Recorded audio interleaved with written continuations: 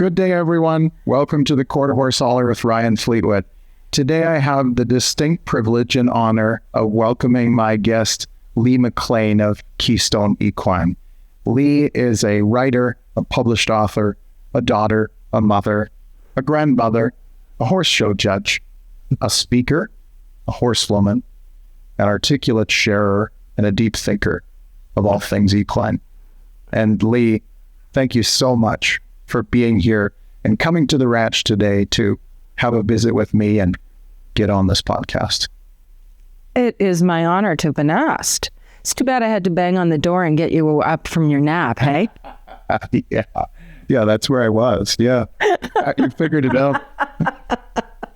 But you'll be well rested and well behaved, and we can go on from there. Well rested, at least. Yeah. Maybe not the rest of it. No, I'm honored to be here. Thank you. So would you give us a little bit of an introduction of yourself, maybe some of your history and what brought you to where you are now?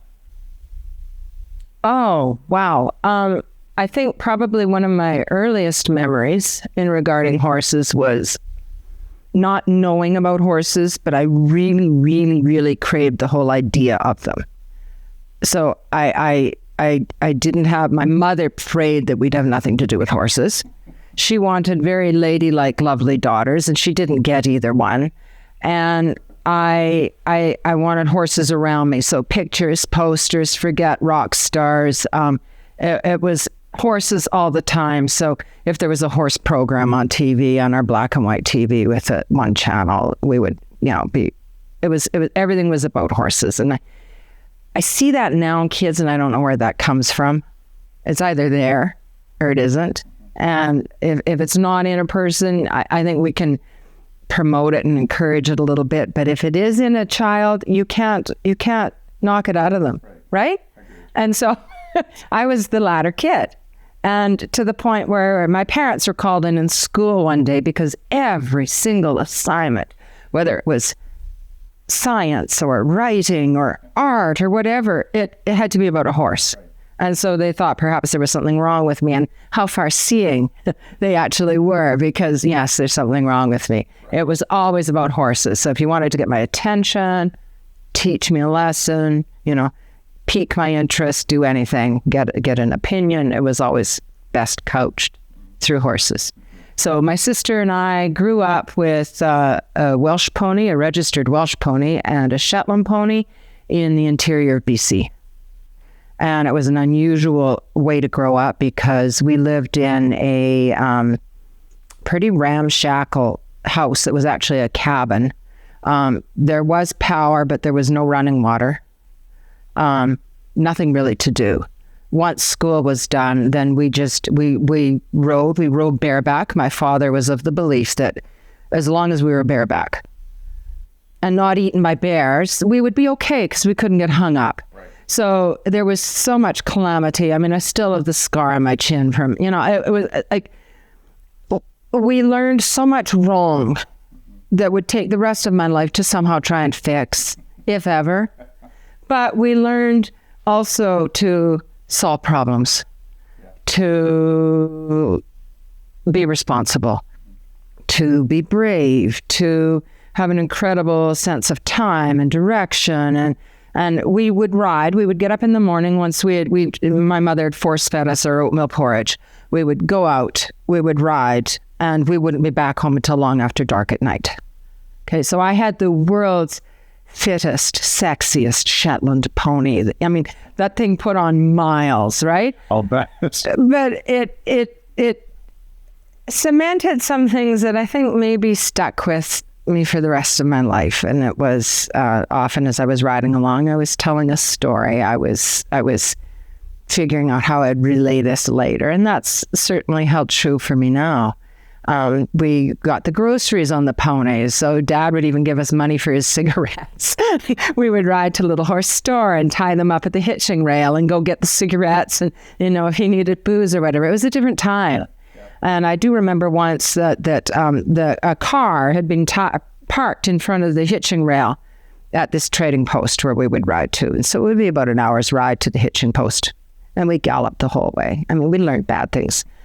And I thought, okay, they're in my spot, which is what you do when you're 6. You think that sort of thing. So I tied Flicka, my pony, up by the bridle reins to the car door handle because, I needed her there, but obviously that was what was available. And right. And so we went in, and as we were walking up the 3 little steps to the porch and pulling open the screen door with the antler handle and everything, it was so, orange crush thing on the side. There was a and banging and ripping metal, and Flicka had suddenly decided randomly to pull the car door off. The handle didn't give way. The old reins didn't give way. The car door actually pulled off. And it was because a bear had been sunning itself on top of the station wagon and had woken up from its nap. Much like you did. Anyway, when we arrived at the store. And she ran down the road dragging this Woody wagon's door. You tied your pony to the door while there was a bear on top. Right on top of the car. Yeah, because I was thinking about getting my crunchy bar with my 10 cents. I'm still that way, right? I have a great degree of focus. But so it's stuff like that. And that was just a day. Yeah. Right? Just a day. And so our lives were filled with that. And eventually we moved to Alberta where they had, flush toilets. and life went on, but it always involved horses. My mother working at least 2 jobs at all times so that I would live the horse life that, to which I'd grown accustomed. And she made sure I always had the best saddles, the best gear, the best teachers or whatever that was available at any time. And so I didn't just randomly, love to do what I did. I had so much help along the way, but yeah.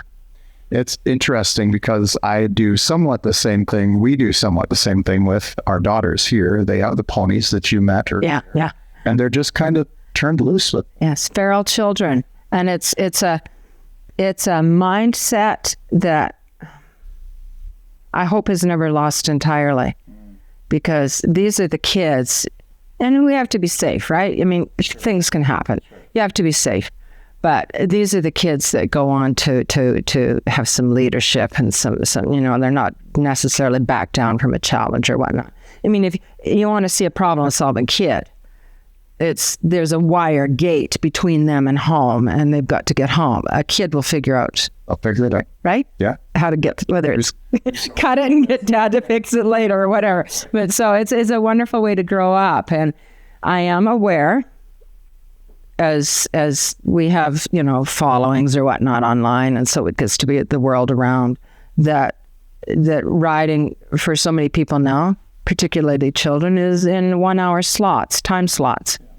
And it's just the way it has to be. Yeah. And I'm going, if we are supposed to be doing that fabled 10,000 hours to mastery thing, that 1 hour at a time, I don't know if I'm there yet. And I live with horses. I maybe at the age I am, I passed that milestone long ago. I don't know. But do you see what I'm getting at is it's a limiting way to get to know something as complex as a horse. Yeah. Interesting. Yeah. So you moved to Alberta. You met a man by the name of Mike McLean. My mother cried for a year. Seems like that marriage is going to work out. There's days, he wishes I would talk about something other than horses, but we actually met showing horses. So when we were young, the open show thing was a big deal. So there were always breed shows. Yes. But there was all of the major cities, Calgary, Lethbridge, Edmonton, all the way across the country, down into the States, all had these incredible gala open shows. Yeah. So in the evenings, there would be banks of flowers. Like one of the most beautiful shows in our area was at Lethbridge. Banks of flowers, always a man or lady playing live organ music. And people dressed up to go watch the show at night. There'd be jewels flashing and whatnot. Calgary International Show was just a huge deal. It was more exciting than waiting for Santa. And these were a part of our lives, going to these things, but it was also formative for us because this parade of life waiting in the hitching ring for the evening performances. So both Michael and I rode horses in the youth classes, but we also drove harness ponies. And there would be the great names of the past with cutting horses waiting. The open jumpers, like all of our stars off television were there with the open jumpers, and saddlebreds, and then the Arabian native costume and everything. And it was, for somebody who came from where I came from, it was this spectacle. And it taught me something so important. I love it all. There are certain aspects of the horsemanship that I love more than others. But when I see a really beautiful hackney pony who knows he's awesome and he's putting his stuff out, to me, that is every bit as moving as the cutting horse that is this far from the ground, putting the moves on, the jumper that knows his job. When I was young, there was a very beautiful class, very formal, called show hacks. And so I always rode with all of the older ladies. Now, these were old warhorse ladies from between the wars, in their habits, side saddle. And no smiling, no laughing, no jewelry. It was like, okay. And I was showing my hunter pony in there with the show hack classes, but the clink of their double bits, the ground was a different ground. I think some people would call it tan bark or whatnot, but there was shavings in with the sand. It was a very muffled, beautiful, clean environment. The scent, the smell, I'll never forget it. The jewels flashing. They would have us in there and we'd walk on the right rein and they'd call for canter. And we're all going around with our top hats, our veils. I get very choked up because that class does not exist anymore, except for, I think, in the Arabian shows they have it. But it was all the high-schooled dressage horses. So beautiful. They had checkerboards on their rumps, and they would call for the extended trot, and it was so beautiful. People would cry watching it. Yeah. And it's gone. Right. It's gone. Highly educated horses. Yeah. And people, often older people, that we used to secretly make fun of because some of those older ladies, English ladies, they were a tough crowd, and I grew up showing in that environment, and that to me, I remember that.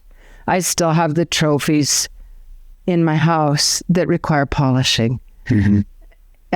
There, everything was real, was meant to last, and I was like, I miss that, Ryan. It's a different world now. I miss that, yeah. In every way. In so many ways, I have friends that are competing at a really high level in things like working cow horse and whatnot. And they're down at the world show, and their pictures come out, and the horses are so incredible, and I'm so proud of my friends. The stands are empty. Yeah. The stands they're doing all of this incredible stuff. Like, where are all the people dreaming and applauding and all it's just, this is a change that I have seen in my life. And so there's beautiful changes. And then I have to say, I do have a wistfulness, which is maybe what comes with age. I know. And that's across the board as far as competitions, competition horses. Yeah. It's a problem that the industry faces, and how to get people re-engaged and wanting to do it. I'll tell you an interesting thing that I've shared before is that it's approximately 14% of people, at least in the Quarter Horse Association, who are competitive across the board. 14%. 14%. What percentage of the new members do you think are coming in as youth? Because to me, that's always the gold standard of whether I'm involved in a sustainable organization. Yeah, I don't know that number, but it would be interesting to find. Is it going down? Is it? And I know when I watch a lot of the, because I'm sitting there watching live feed and everything, and, eating my popcorn just like everybody else. And so many of the youth riders that I see are actually trainers' kids. And so I'm wondering how many, I think it's so hard for kids that don't come from a horsey background or a lot of money. Well, I was just it's and that, so that is And it's not just quarter horse. I would say that's probably every breed organization in the world. It's not an inexpensive thing to have a horse, is it? Just ask my mother. And maybe it never has been at a certain level. But I think it's so hard when we talk about land prices. The fact that so many people are living in cities, you can't just have a horse in your backyard anymore. Less and less rural people. And that changes things too. Just the law of averages says that there are less people involved in the horse industry in that way. Now, having said that, horses are managed much differently now than they maybe have been in the past, or than say we manage our horses here, or perhaps you do at your place, because I think most horses live in a stall or in a paddock. Oh, where you kick them out and you say, see you next spring. It's different. So this is probably a good point to ask the question, what do you think, now I'm talking specifically about the quarter horse breed, but we've gone from a breed that largely, in my opinion, became the largest breed registry in the world because of its versatility and usability across the board, to being a very specialized breed, bred for discipline-specific reasons. And what do you think that has done to the breed and the people who participate in it? Well, I know that our family has always been drawn to the quarter horse because there was nothing it could not do, or so we believed. Which raises the next question. Is it the horses that have changed so much? Or is it what we reward, what we ourselves are encouraging people to be interested in with their riding? It's uncommon now to find a person who maybe has a barn full of cow horses or something. Maybe with jumpers in it too. Like, they've got to be there somewhere, but it's not in my realm. No. And yet I'm thinking of fellows like Bill Collins or whatnot. He would, and he helped me sort out a harness pony once. And he's just like, changed 3 buckles and said, get out there and let's see if it's working. And this is a cutting horse man. Yeah. Right. Right? But he had all that. Right? And I know, and at one point he said this would move better if you shot it differently,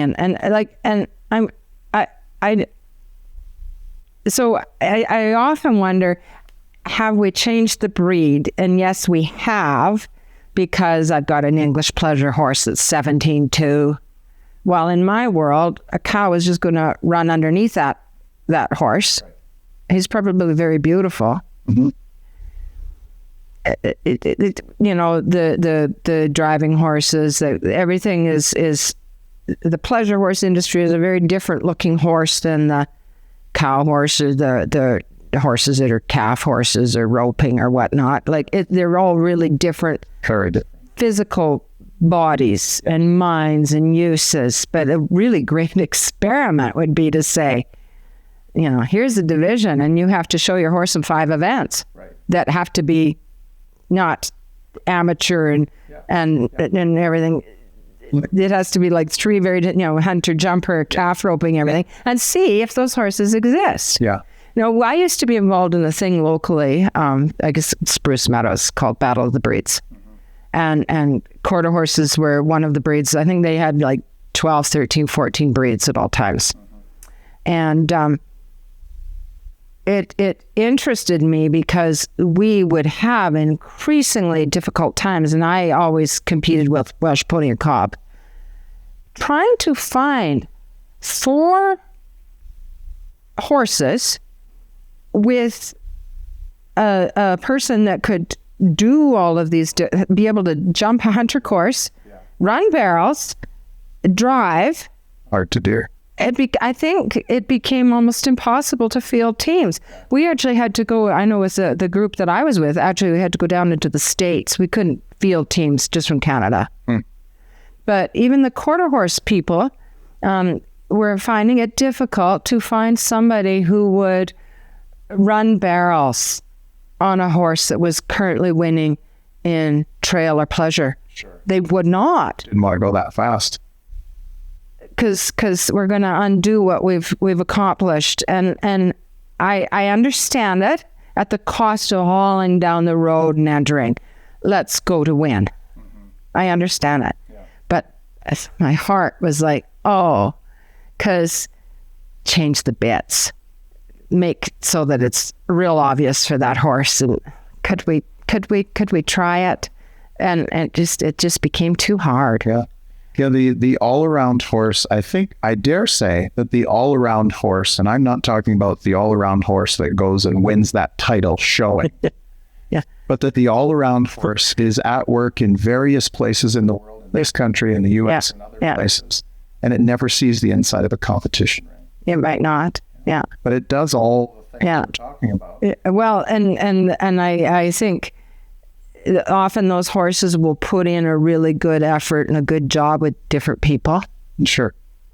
The dynamic changes when... And so we've had any number of horses that were so good on the ranch, so brave, so hardworking, like just shoulder right into bulls on the fight to split them up and stuff. And we go and put the 3 or 4-year-old child on them to ride home, because we had something else, a wreck somewhere else on the ranch. Take him home, play girl, get it done. And she would, at her little jog trot that just barely moved, but they would show up. They would somehow, and I always thought this was a quarter horse talent. Correct me if I'm wrong. This ability to read the room. Because they can be really high, right? If you're racing, and I've done a little racing, they know they're running to win. Yeah. But that same horse, we'd hook it to the buggy, and then my sister-in-law and brother-in-law got married, and with this horse pulling them to the church, and little kids riding them and everything. And I always thought it was a quarter horse talent. And is that something that we're saying goodbye to in order to honor the specialist? I don't know. I don't think you're wrong in that being a quarter horse talent, but I think that is probably in decrease over time as we go forward. But it's the people that have changed too. Sure. Right? So there's always been those of us in any sort of a thing. Do I want to be sort of good at a lot of things? Mm-hmm. Like a level of comfortable mediocrity. That's me. Yeah, me too.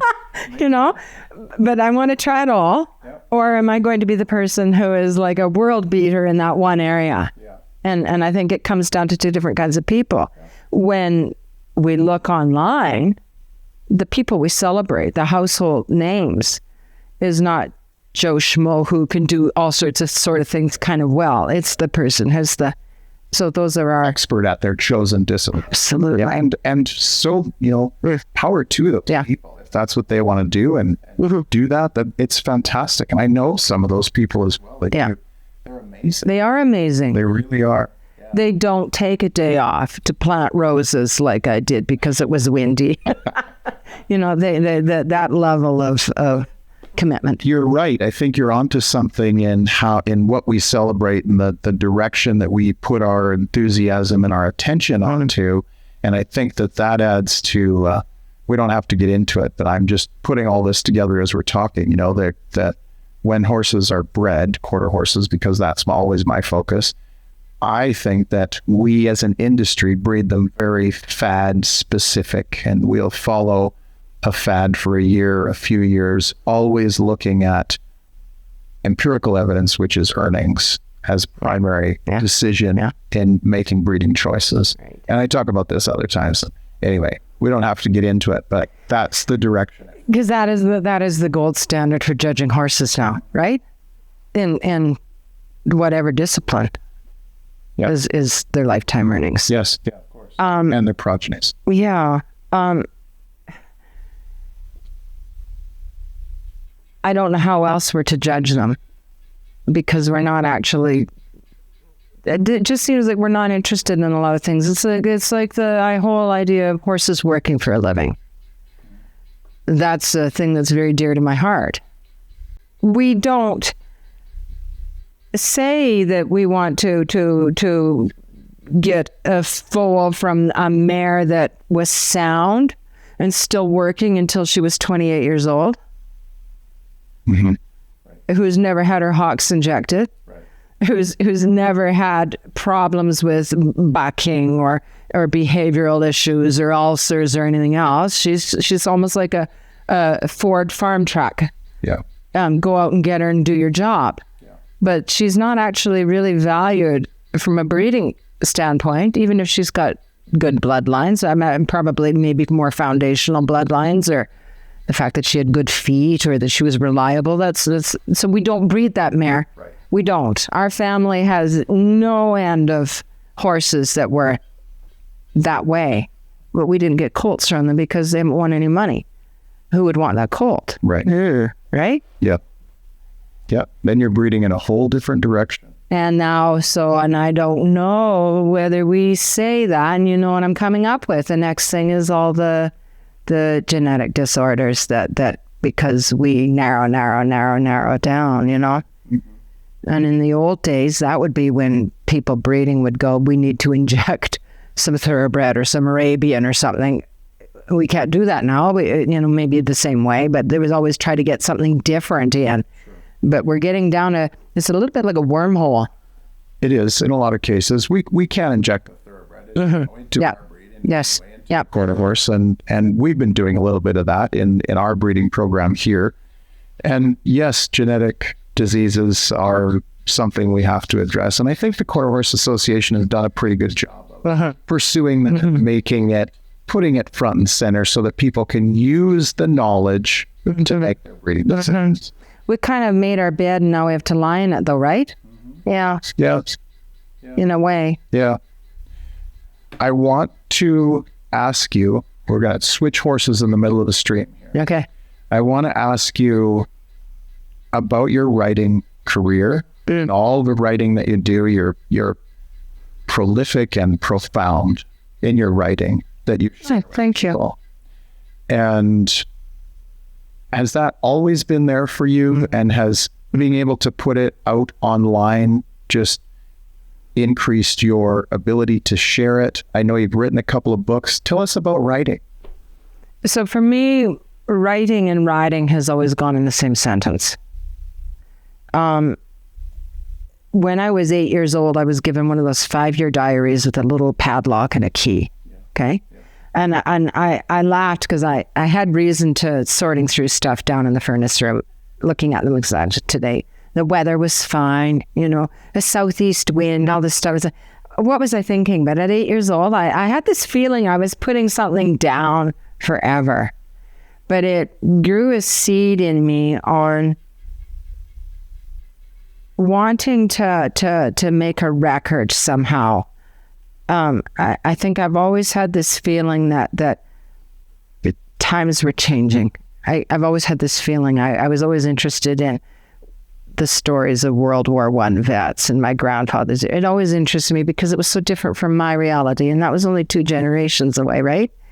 So I've had this feeling that change is constant, and I wanted to make a record of it. But I would write about my rides. I would write about shows where I cried all the way home. I would write this down because when I was at that age, it was so important. But I got in this habit of waking up in the morning and writing something.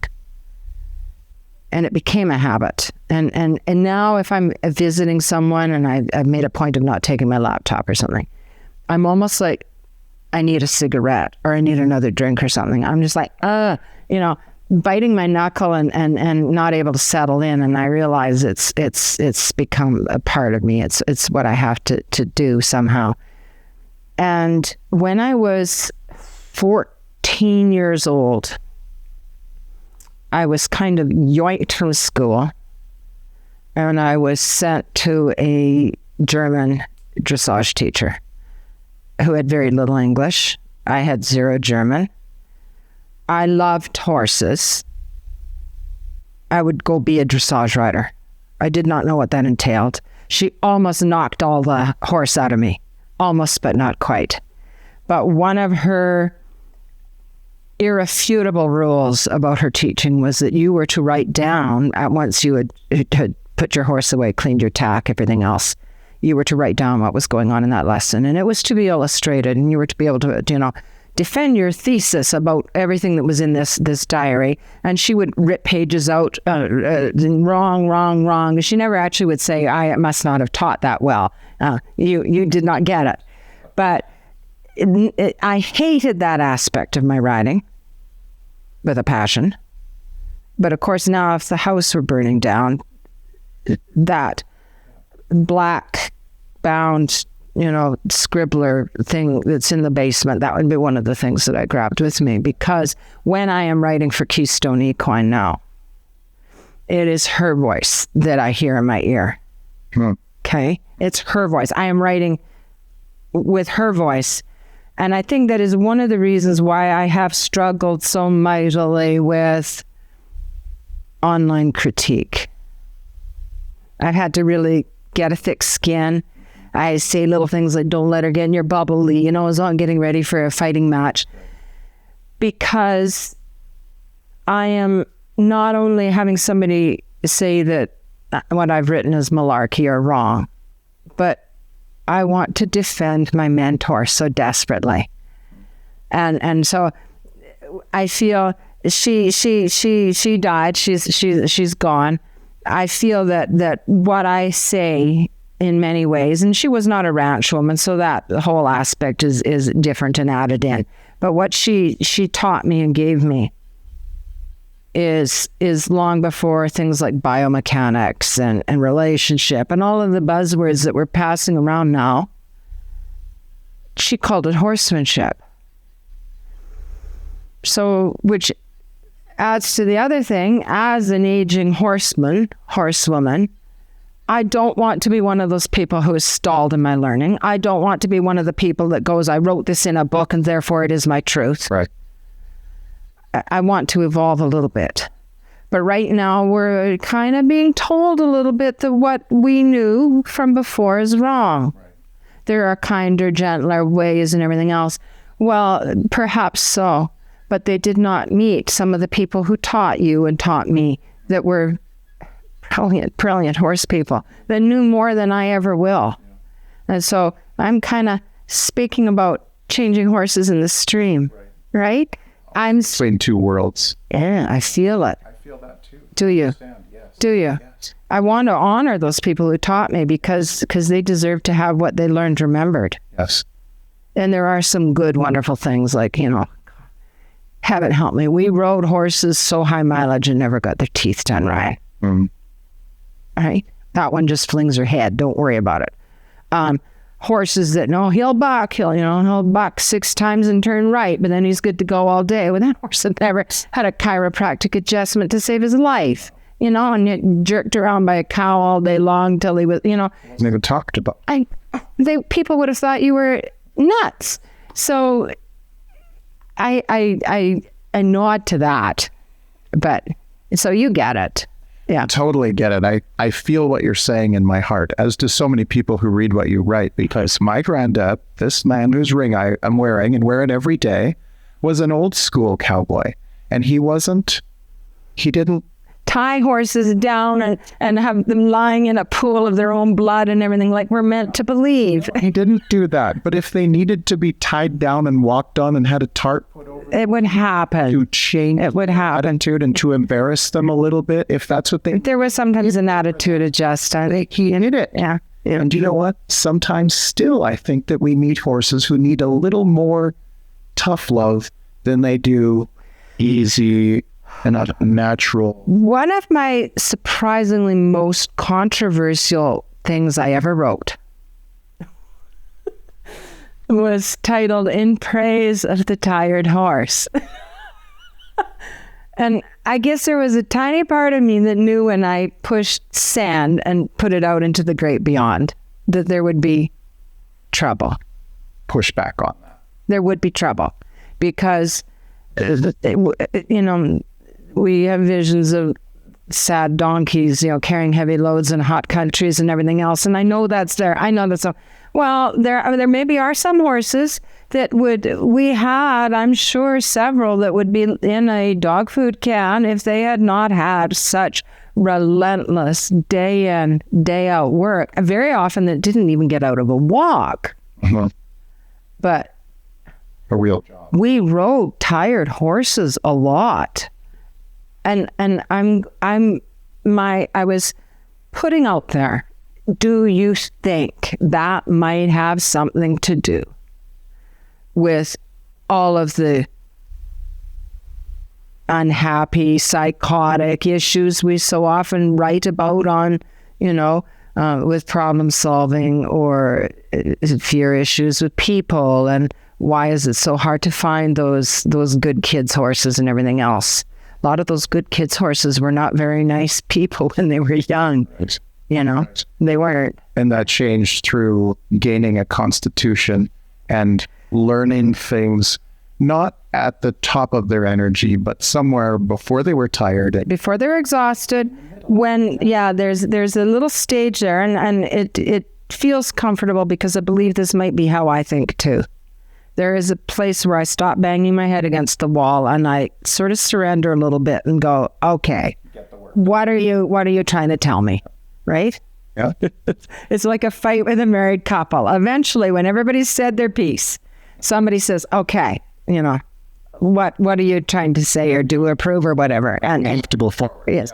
But I mean, and of course, so we can't write words like surrender or submission with horses anymore. You do not use the word submission. Maybe you don't.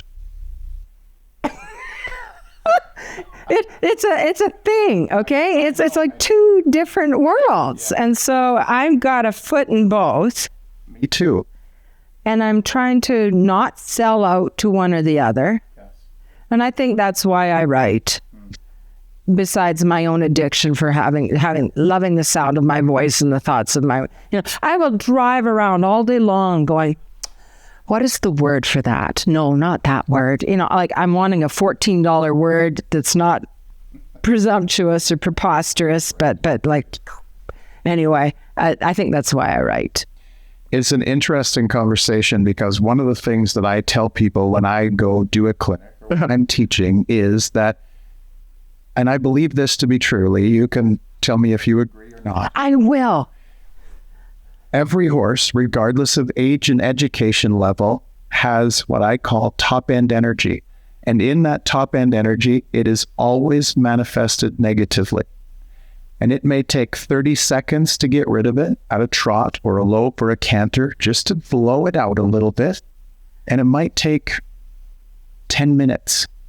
But when you get rid of that top-end energy that's always manifested in a horse that's looky or doesn't pay attention, isn't ready to learn anything, and you get into that middle spot we talked about, they're much more willing to take your suggestion and direction. It's really funny because on the way where the road has those big S curves around the pond and the farm, I was actually just thinking about that. And I don't know what was going on in my mind, but I was thinking of driving one of the hackney ponies that I used to drive. Did not belong to me. It belonged to a man called Bill Gow. But this pony won everywhere. And you would get in and you'd get sorted. When his check rein was hooked, that was not when you said I needed my lipstick or I have to go pee or anything else. It was, right? And the gate had better be open to the ring. And this thing, and his name was Harmony's Parader. He was top-end energy, and that top-end energy won him so many championships. Mm-hmm. But I suspect, rather, that before I knew him, before that was sort of channeled, yes, I suspect he was maybe a lot more than most people would bargain for. Right. But so that could perhaps be tempered with the performer who really knows his job. Mm-hmm. If that's channeled into a good place, that might be brilliance. Yeah. Which is a thing that we have to be aware of when we're warming up before a competition. Mm-hmm. As I see this too. Don't leave your winning run in the warm-up ring. Because perhaps my horse needs 10 minutes to get rid of that top-end energy and do the good run. Maybe he needs 45, but I need to know that so that you, as the judge, get to see that in the ring, and you don't see a swishy, dull, sour horse that gave of his best answer to me half an hour ago. And Too tired. as a judge, because you're kind of watching what's going on. If it's like a outdoor show, you can see, you're not judging, but you're watching, and you're going, that gal has just done her 26th really beautiful lead change, you know?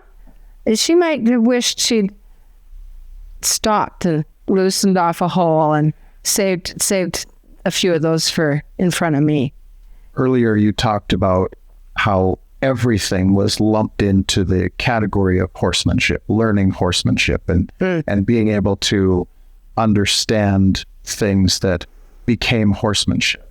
So I would think knowing what level the particular horse that you're riding needs to be at in their energy would be part of your ability, yes, to understand horsemanship. The reading of them. Yes. The reading of them. Yes. And the reading of them is a lifetime pursuit, right?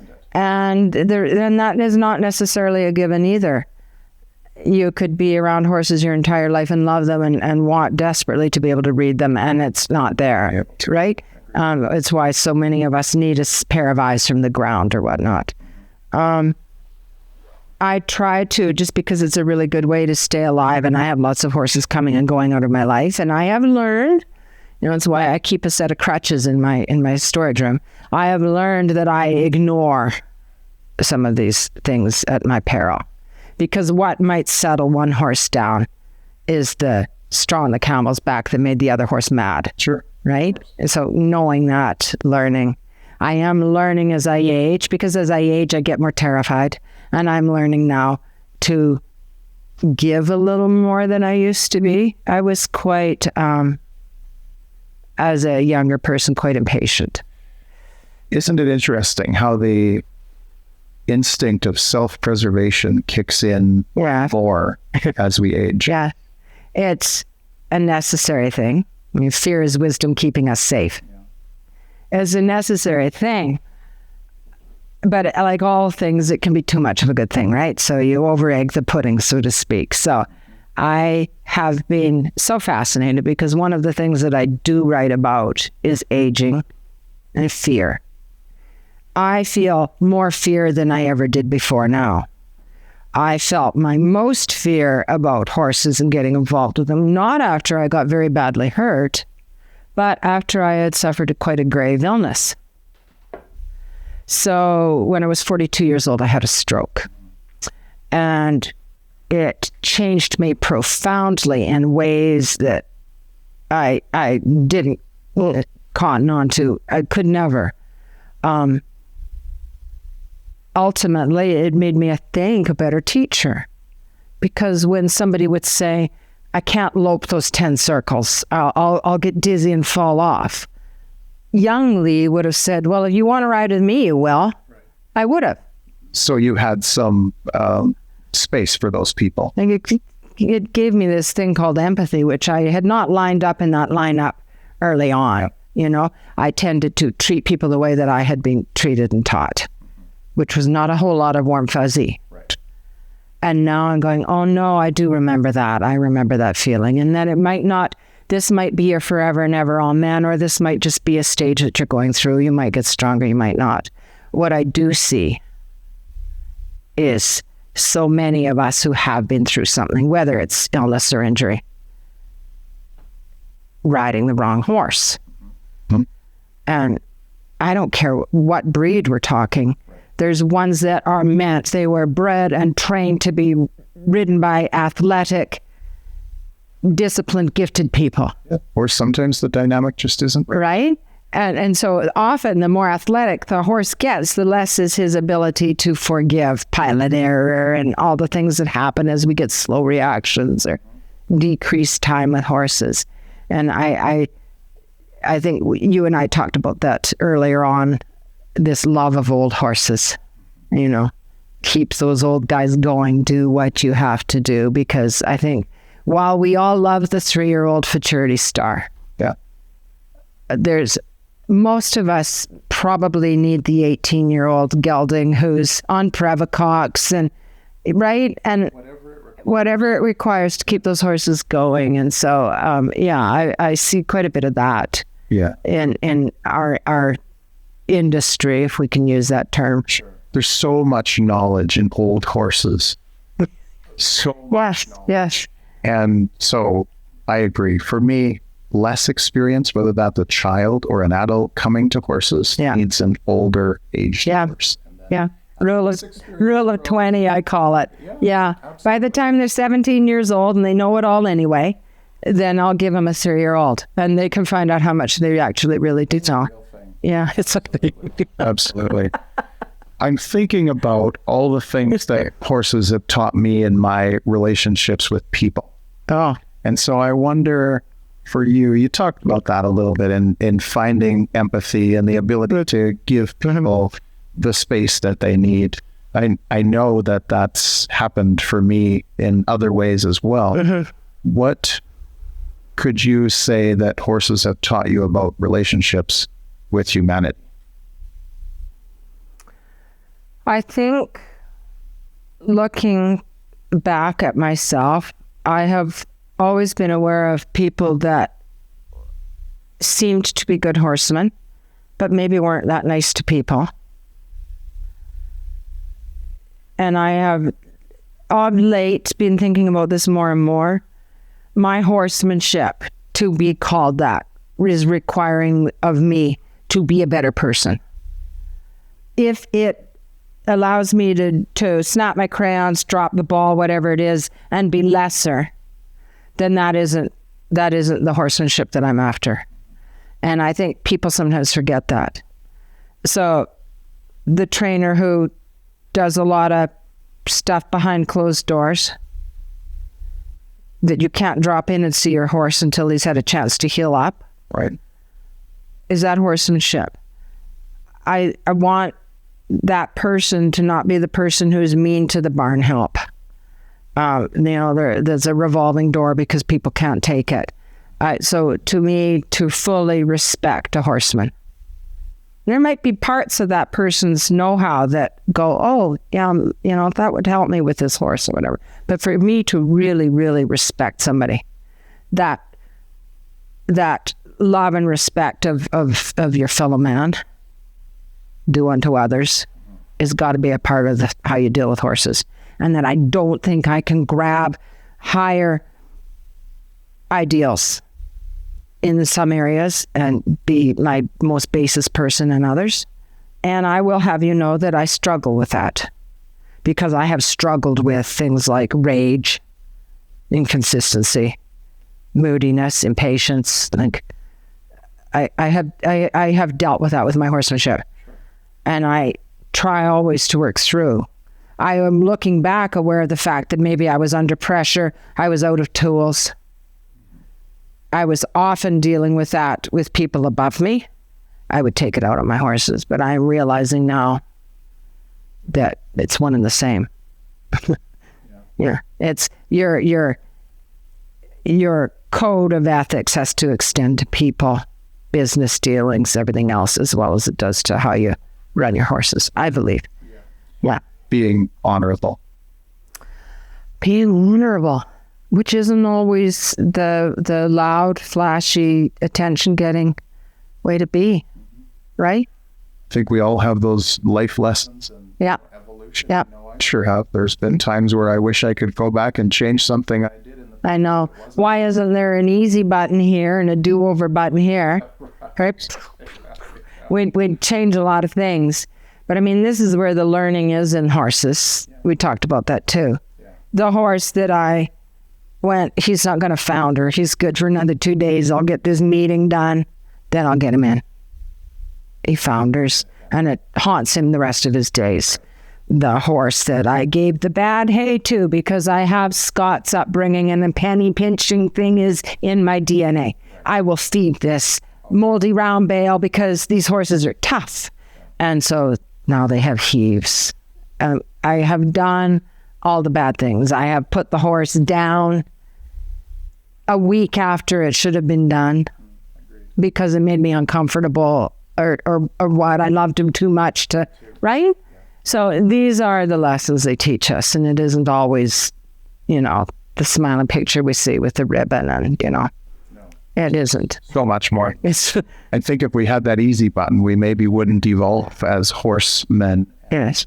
and people. I think, I would say that's if you don't have something that you lie awake with and feel very deeply at 3:00 in the morning with your horses, then maybe you haven't owned them long enough, or you're a tougher person than I. Yeah. But I love them for it. Mm-hmm. I try to do better. Yeah. But that's where the real learning is, for sure. Indeed. Yeah. You alluded to an aha moment in your life, or a monumental moment after your stroke and sickness, and how that changed you. What other monumental moments are there in your life, to do with horses or not, that were life-altering? For me, monumental moments is I always thought I really loved the idea of breeding the horses that I rode and used for myself. Because how hard could that be? I would have a lovely mare, and I would shop around and buy a fantastic stallion, and the foal would be born without any problems, and it would have straight legs and a good mind, and it would have babies, and it would never get hurt. Right? And so as I went through this thing of bad crosses and freak accidents and heartbreak and losing money and all of a sudden I think it was only probably the fifth or sixth attempt. And I always ended up with a live foal on the ground before I ruined it. No, that's not true, because sometimes they were born dead. And there would never be, and so you're nodding your head, because breeding horses is such a leap of faith. And for me, the aha moment for me was going, I have to not do that anymore. I have to watch, pay attention, find somebody who is able to do that better than I did, and stomach the sad stories and everything else. And I will buy the horses and then do what I want with them. And that took me a surprisingly long time to figure out. It was a dream, and I had to go, no, that's not my dream. But I did try it. That's a monumental moment perhaps for me, because I take it in a complimentary sense, and it wasn't about me. I know that was about you and answering the question I asked you, but I don't know that the breeder always gets admission of their effort. I think they don't. So we blame the breeder. If the horse is a bad mind and bad feet, or you know what I mean, that horse should never have been. I've said that too. my 1,200-pound horse with the double-aught feet, right? And I'm like, why do you exist? We just try to keep him going. But I think we don't give breeders a lot of the credit in a society that really, really, I don't show anymore. There is a real push to rescue rather than, what am I trying to say here? More. Yeah. And there's this wonderful thing. If you can say that I'm doing this with a horse that was slated to some restaurant in Japan, and that's supposed to be a better thing than horses that were handled by good people, come from good stock, meant to succeed in this life. There's almost a reverse bias. I think you could expand that to a lot in the world right now. Maybe dogs too. Well, and society in general, obviously. Okay. That's a whole other conversation. It is. I hear what you're saying. It's almost like you're doing wrong if you're creating Yeah. This was rescuing. Yeah. That's the whole reduce, reuse, recycle idea, which is a very good one. Yeah. And if I can make something wonderful out of a horse that had nothing going his way, then that's a good thing, I think. Sure. But I am not so blinded by that I don't go, man, is it ever nice to settle into a horse that was purpose bred to be awesome. You almost are not teaching and training that horse.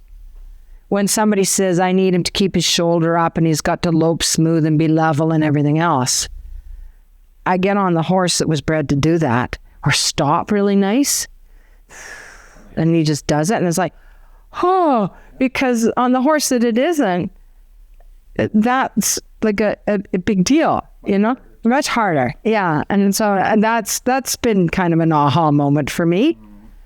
I think that we do have, this goes back to a circle about the versatile horses, right? Yeah. The horses that I grew up with were often, they weren't always good-minded. Some of them were not, but they always had an area where they were excelled and where they maybe struggled a little bit, but they did all sorts of things pretty well. You get on these purpose-bred horses now. Like Western pleasure horses are not trained to be Western pleasure horses. They come out of the mom with their head level and they're going, they're going along and you're like, oh, all I need to do maybe is go buy that sparkly shirt. I can start picturing myself doing that with that horse. Right. A lot of like a reining horse or whatnot. I got on one a couple of years ago. I think it would be about his third or fourth ride. He's like, let's lope. And I was teaching a lesson and the horses were loping. This guy can't steer, okay? And he's like, let's lope. I want to lope. And I'm going, well, you don't actually, but no, I do. So we were out there loping around, or they're loping too. Yeah. And I was saying to them, I want you to go across the diagonal and just change your legs, change your eyes. And my students, some of them had a nice lead change. And I'm going along following them so I can watch them.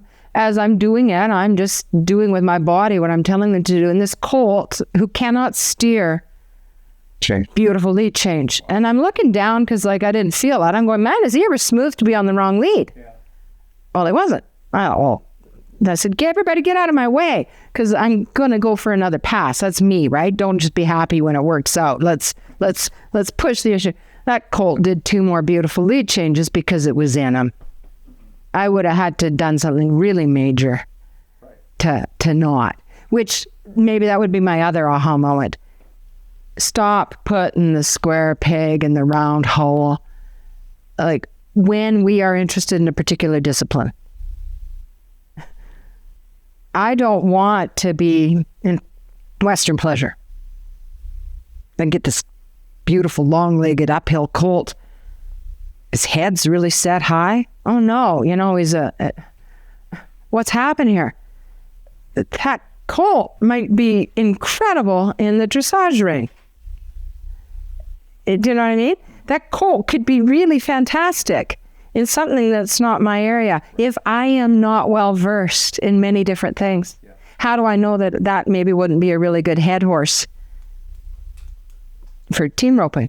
How do I know I'm not sitting on a barrel horse or a dressage horse unless I have an idea?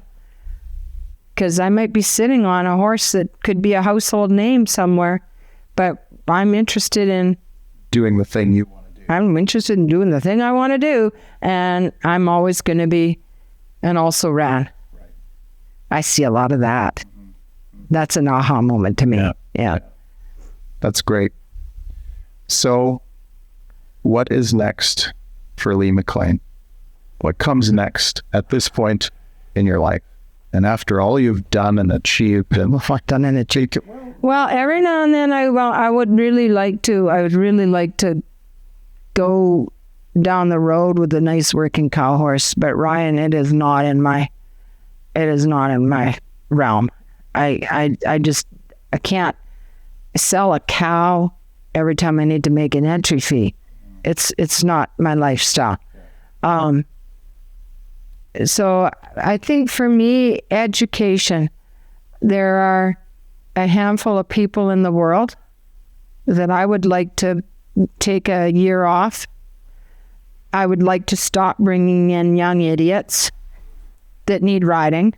If I ever get to the point where they're gone and I have said no to more horses coming in, I would love to be able to pack my bag and go ride with a particular person in Germany or in the States or wherever, just to make sure whatever is going into my head is going to stick.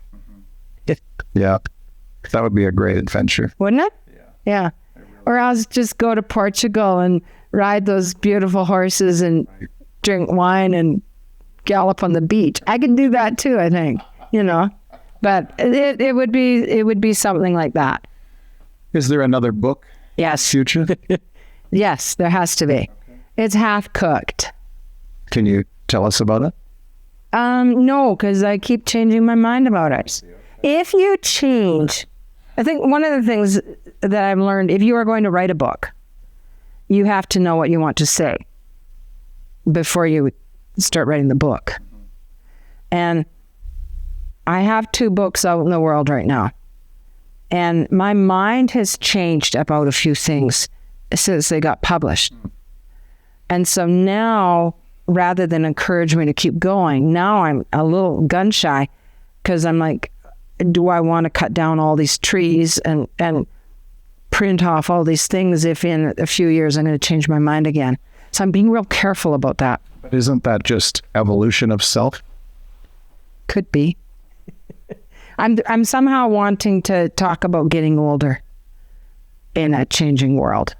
Yeah. Well, that appeals to a large. I think so. I think so. It's the truth for a large number of people. Yeah, and hopefully on another good quarter horse. Hopefully. Well, I know a guy who can help you.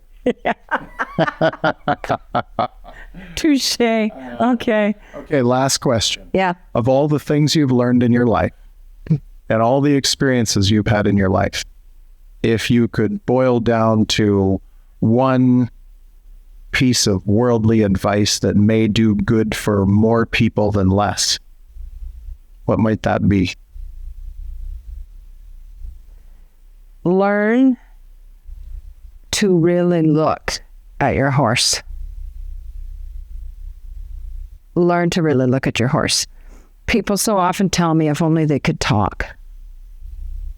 And I want to just give them a forehead bump because they are. And it's as subtle as a blink, a nose whisker.